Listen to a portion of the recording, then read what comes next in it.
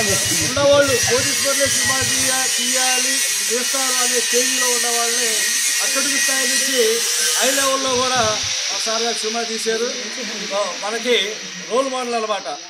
ఒక సామాన్యుడు సాధించలేదు ఏమీ లేదు, డబ్బులు ఉన్నవాడే కాదు సినిమాలు తీసేది, డబ్బు లేదని కూడా సినిమాలు తీస్తాడు అని చెప్పడానికి మన సార్ గారి నిదర్శనం.